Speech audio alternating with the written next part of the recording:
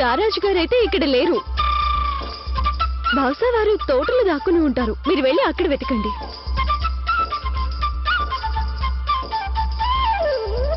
పట్టేసుకున్నా మిమ్మల్ని. ఇదంతా మోసం. ఎందుకంటే మా ఉద్దేశంలో మా చిన్నమ్మ మేము ఎక్కడున్నామో మీకు చెప్పేసి ఉంటుంది. ఇక మేము మీతో ఆడేది లేదు తస్లీం.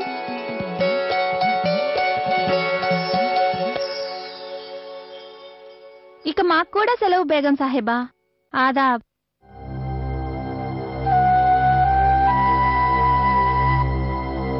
ఈ ఎండు ద్రాక్షలు చాలా రుచిగా ఉన్నాయి. నీకు కావాలా? వద్దు, అది నేనెలా తీసుకుంటాను బేగం సాహెబా. తీసుకో తస్లీం. జోదా బేగం గారేగా ఇస్తున్నారు. తీసుకో. వీటిని బయటికి తీసుకువెళ్ళి అక్కడ హాయిగా తిను. కానీ తీసుకోమంటుంటే. శుక్రియా బేగం సాహెబా.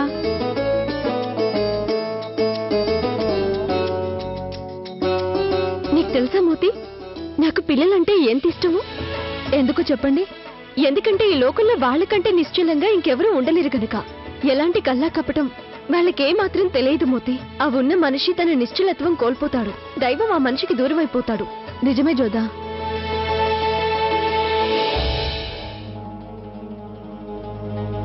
ఏమిటి సంగతి జలాల్, ఇవాళ మీరు చాలా ఆనందంగా కనిపిస్తున్నారు? అవును రుకయ్య బేగం, నిన్నటి రోజు మాకెంతో మరుపురానిదిగా ఉన్నందువల్ల. నాకు తెలుసు, అంతులేని కానుకలు అందాయి మీకు. అవి మీకెంతో నచ్చాయి కూడా, ముఖ్యంగా జోదా బేగం ఇచ్చిన కానుక. అలా అనకండి రుకయ్య బేగం, తమరిచ్చిన కానుక కూడా ఎంతో సాటి లేనిది. అంతకు మించిందున్నప్పుడు దాన్ని సాటి లేనిదని ఎలా అంటారు జలాల్? సాటి లేనిది ఆ జోదా బేగం ఇచ్చిన కానుకే మీకు. నాకు ఒక సంగతి చెప్పండి జలాల్, ఎక్కడైనా ఒకే వరలో రెండు కత్తులు ఉండగలుగుతాయా? ఎన్నడూ ఉండలేవు. మరైతే నేను ఆ జోదా బేగం ఒకే చోట ఎలా ఉండగలుగుతాం? మా కానుకకి ఉన్న స్థానం ఎన్నడూ ఆవిడికి సొంతం కాబోదు. మీరన్నది సరిగ్గానే ఉంది. అయితే వరకి జీవితానికి ఒకే తేడా మాత్రం ఉంటుంది. రుకయ్య, కొన్ని కలిసిమెలిసి ఉండాల్సిందే, ఒకరికొకరు ఇబ్బంది పడకుండా ఉండాలి. ఎలా అయితే ఓ నదికి రెండు తీరాలు ఉంటాయో అలా ఇప్పటి పరిస్థితి కూడా దాదాపుగా అలాంటిది. మీరు మాకు ఇచ్చిన కానుక వల్ల మా ఘనత పెరుగుతుంది. ఇక జోధా బేగం ఇచ్చిన కానుక వల్ల ఒక బాద్షా తన ఘనత నిలబెట్టుకోగలడు. రాను రాను మాటల ఆటలో కూడా తమన్ని ఓడించడం చాలా కష్టంగా తయారవుతుంది. అలక తీర్చడం ఎలాగో మీ దగ్గరే నేర్చుకోవాలి. మాకు కూడా మీ అలక తీర్చడం అంటే చాలా ఇష్టం రుకయ్య. ఎందుకంటే మీరు అలిగినప్పుడు చాలా అందంగా కనిపిస్తారు. నిన్న సాయంత్రం నుంచే మీరేదో ఆందోళన పడుతున్నట్టు మాకు అనుమానం కలిగింది. మీరు అలుగుతారనుకున్నాం. అందుకే తెల్లవారి కాగానే మీ అలక తీర్చడానికి ఇక్కడికి వచ్చాం. నా మనసులో మరొక ఆలోచన కూడా చెలరేగుతోంది. ఈసారి నేను జోదా బేగం దాదాపు ఒకే మార్గాన్ని అనుసరించాం కదా. నేను కూడా మీకు ఇచ్చే కానుకను వెతుక్కోమని పంపించాను. అలాగే జోదా బేగం కూడా మీ కానుకని మీరే వెతుక్కునేలా చేసింది. ఇది కాకతాళీయంగా జరిగినా మాకు చాలా నచ్చింది. ఎలాగైతే మీరు మాకు మంచి మిత్రురాలు, అలాగే జోధాలో కూడా మాకు మంచి మిత్రురాలు కనిపిస్తోంది. రుకయ్య, మీరు మాకెంతో ముఖ్యమైన స్నేహితురాలు. మేము మీ స్నేహాన్ని ఎంతో బాగా అర్థం చేసుకోగలం. అందుకే మేము మీకు ఉన్నది ఉన్నట్టుగా చెప్పాలి అనుకుంటున్నాం. అయితే అంతే నిజాయితీగా చెప్పండి జలాల్. మరి మీ కొత్త స్నేహితురాలు ఈ పాత స్నేహితురాలి స్థానానికి వచ్చేస్తుందా? అలా జరగదు రుకయ్య. కొన్ని వస్తువులు ఎంత పాత పడితే వాటి విలువ అంత పెరుగుతుంది. వాటిలో మద్యం, స్నేహం కూడా ఉన్నాయి. మీ స్నేహాన్ని వేరొకరు ఎన్నటికీ ఆక్రమించుకోలేరు. అయితే ప్రస్తుతానికి జోధా బేగంతో స్నేహం ప్రారంభమైంది.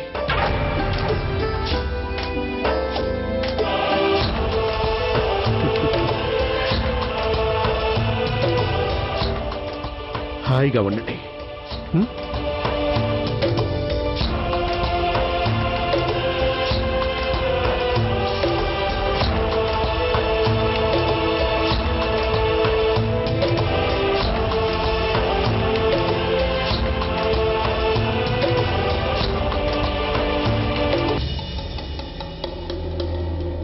గట్టిగా చిత్తం హుజూర్.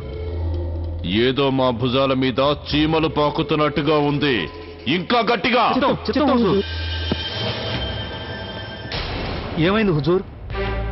ఏం లేదు.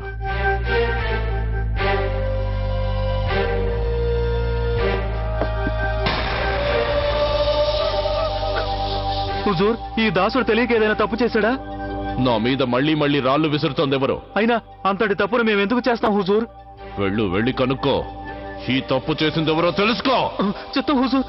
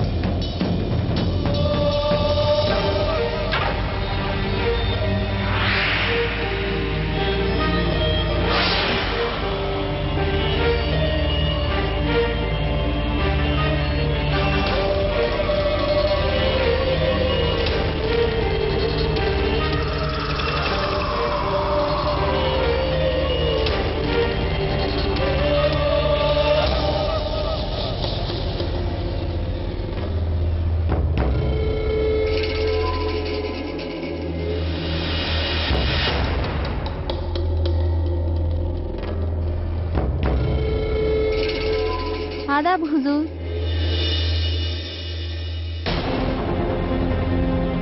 మోతి, అక్కడున్నది ఆదాం కానే కదూ? అతనే, కానీ తను ఇక్కడేం చేస్తున్నట్టు? నా మీదికి రాయి విసిరింది నువ్వేనా? లేదు హుజూర్, నేను ఆ గాలిపటం లాగాలని రాయిని విసిరాను. అది పొరపాటున గురి తప్పి తగిలి ఉంటుంది.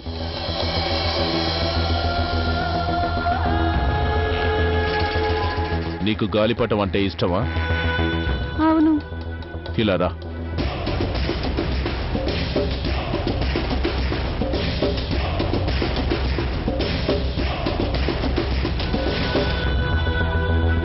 ఆ గాలిపటం తీయడానికి నేను నీకు సహాయం చేస్తాను. వద్దులేండి, నాకు ఆ గాలిపటం అక్కర్లేదు. నేను వెళ్ళిపోతాను. ఎందుకలా సిగ్గుపడతా? రా.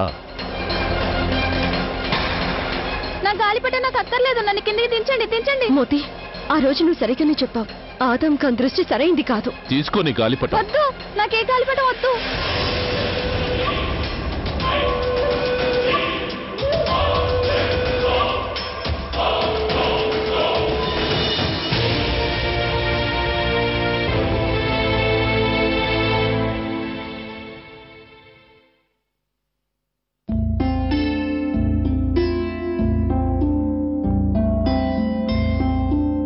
ఏం జరిగింది జలాల్? ఇవాళ మీ ధ్యాస ఆట మీద ఉన్నట్టు లేదు? అవును రుకయ్య, సందిగ్ధంలో ఉన్నారు.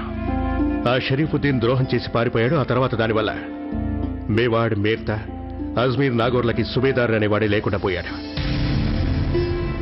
ఇక షరీఫుద్దీన్కి బదులు ఆ స్థానంలో ఎవరిని నియమించాలేంటో అర్థం కావట్లేదు. బలం అనేది ఇతరులకు అప్పగించాల్సి వచ్చినప్పుడు అది ఒక్కరికే కాకుండా ఎన్నో భాగాలుగా విభజించడం మంచిది జలాల్. అప్పుడు ఏ ఒక్కరూ ఆ బలాన్ని అడ్డం పెట్టుకుని నేరుగా మనపై ఎదురు తిరగలేరు. ఒకసారి చేసిన పొరపాటు మళ్లీ చేయకండి. 4 ప్రాంతాల్ని వేరువేరు వ్యక్తులకు అప్పగించండి. అయితే ఆ వ్యక్తులకి మీ మీద విశ్వాసపాత్రత ఉంటే చాలదు. వాళ్ళు ఒకరంటే ఒకరికి గిట్టని వాళ్లే ఉండాలి. మీ సలహా చాలా బాగుంది రుకయ్య. ఇది వింటే మీరు సామ్రాజ్యంతో పాటు రాజకీయాలు కూడా చూసుకోగలరనిపిస్తోంది. సరే, అయితే ఈ విషయం మేము ఓసారి పెద్దమ్మ గారితో చర్చిస్తాం.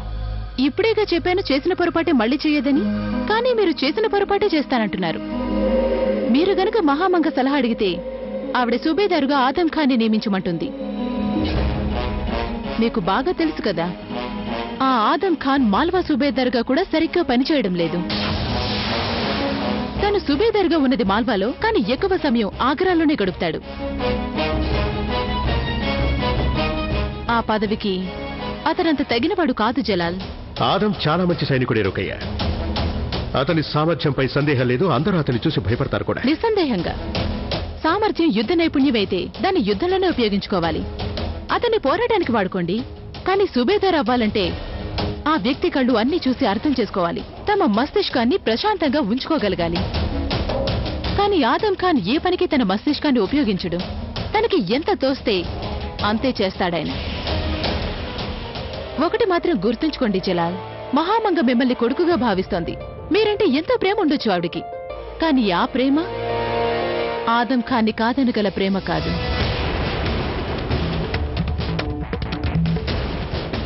అదంతా మీ అపోహ రుకయ్య. ప్రస్తుతానికి మీరు మా పెద్దమ్మ గురించి ఎలాంటి వ్యాఖ్యలు చేయకుండా ఉంటే మంచిది. సరే అయితే నేను వారి గురించి ఎలాంటి అభిప్రాయం చెప్పను. అయితే సుబేదార్ విషయంలో నా అభిప్రాయం కూడా ఆలోచించి చూడండి. తమరు కబుర్లో పడిపోయే ఆట గురించి అస్సలు పట్టించుకోలేదు. మీ తోసిరాజు ఆటకట్టు. ఆటలోనైనా జీవితంలోనైనా నేను ఎల్లప్పుడూ కోరుకునేది మీరు గెలవాలని. నా ఓటమి కూడా నాకు ఆనందకరమే, ఎందుకంటే గెలిచింది మీరు కదా జలాల్. మేవాడ్, మేర్తా, అజ్మీర్, నాగోర్ వీటన్నింటినీ పాలించడానికి ఆదం కంటే వేరే సమర్థులు ఎవరున్నారు రేషం? కానీ మీకు తెలియంది కాదు, రుకయ్య బేగంకి షహిన్షాపై గల ప్రభావం మీకు తెలుసు. ఆవిడ గారికి ఏమో ఆదం ఖాన్ అంటే బొత్తిగా పడదు.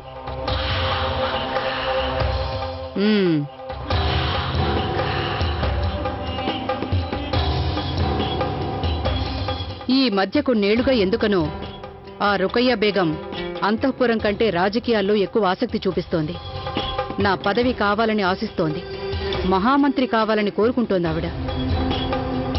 చదరంగం ఆడడం వేరు, రాజకీయాలు వేరు రుకయ్య. అదంత తేలికైన పని కాదు.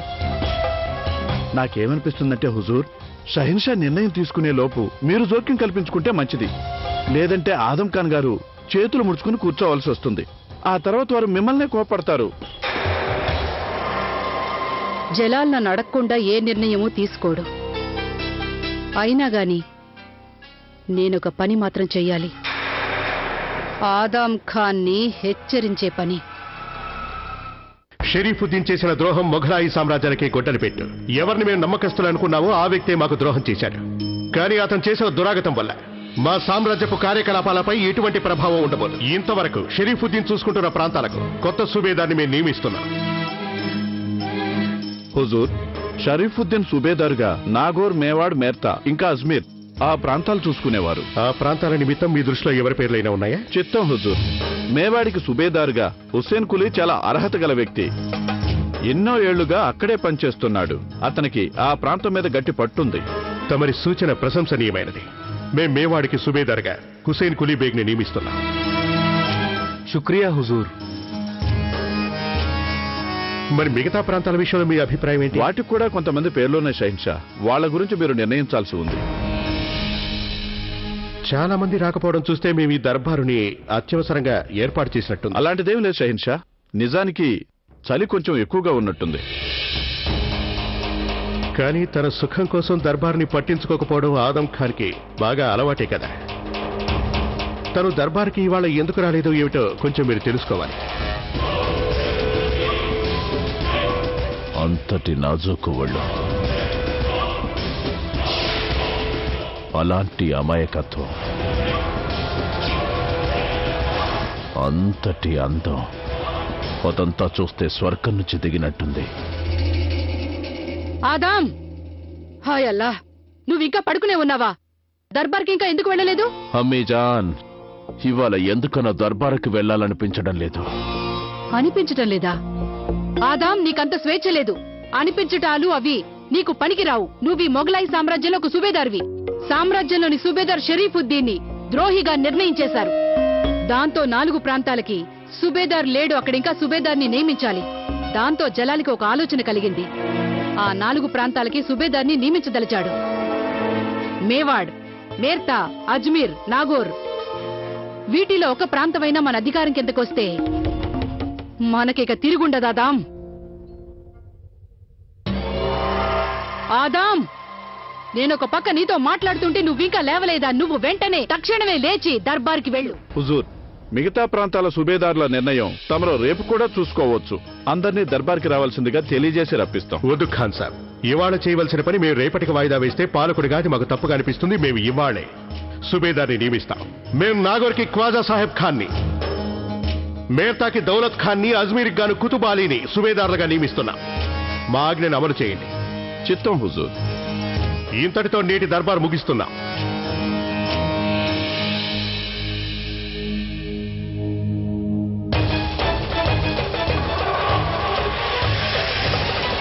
నువ్వు అనవసరంగా కంగారు పడతావు. జలాల్ నన్ను ఒక్కదానికి కాదు రెండింటికి సుబేదాన్ని చేస్తాడు. ఆ పదవికి అర్హుడైన వాడు. ఇప్పుడు నేనొక్కడే ఉన్నాను. ఆ షరీఫుద్దీన్ కూడా పారిపోయాడుగా. నువ్వేం కంగారు పడక అమీజాన్, భయపడుకో.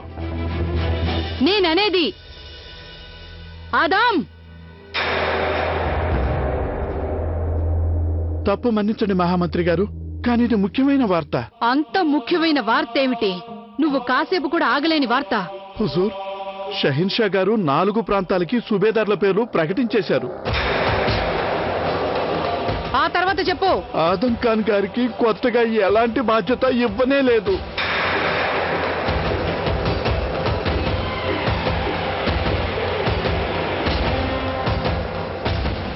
జలాల్ అంత పెద్ద నిర్ణయం తీసుకోవటానికి ముందు కనీసం నాకు మాట మాత్రం చెప్పలేదు. మహామంత్రిని అయినందువల్ల నాతో చర్చించవలసిన అవసరం ఉందని కూడా వారు అనుకోలేదా? తప్పు జలాల్, మీరు ఆ పని చేసి ఉండకూడదు.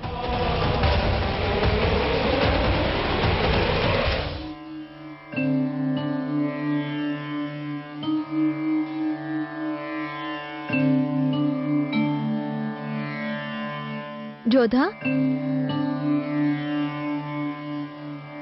ఏమిటంత దీర్ఘాలోచన జోధా?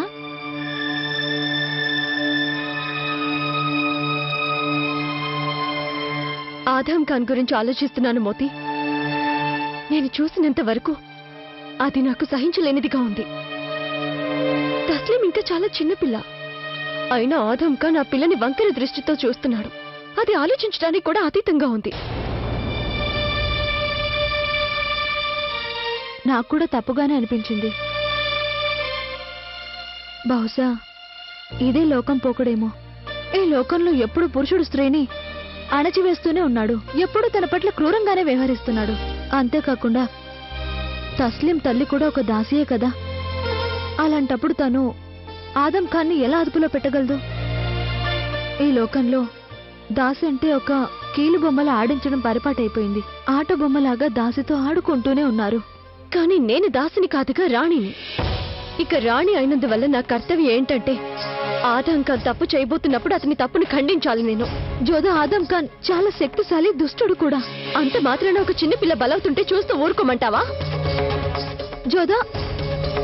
జోధా, ఇప్పటికే మనం రోజు ఏదో ఒక సమస్య పాలవుతున్నాం.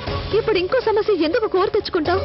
దేవుడి మీదొట్టు వెళ్ళొద్దు జోధా. దేవుణ్ణి నమ్ముకునే ఆగనంటున్నాను మోతి. నేను సదా దేవుణ్ణి సాయం కోసం వేడుకుంటాను. దేవుడు మనకంటే బలవంతుడు, సమర్థుడు గనక మనం ఆ పిల్ల కంటే ఎక్కువ సమర్థులం గనక తనకి సాయం చేయడం మన కర్తవ్యం. పైగా అన్ని తెలిసి కూడా నేను పట్టించుకోకపోతే తప్పు చేస్తాననే బాధతో నేను నిరంతరం కుమిలిపోతూనే ఉండిపోవాలి మోతి. పదండి. కానీ జోధా, ఎక్కడికి వెళ్తున్నావు నువ్వు? తస్లీం వాళ్ళింటికి.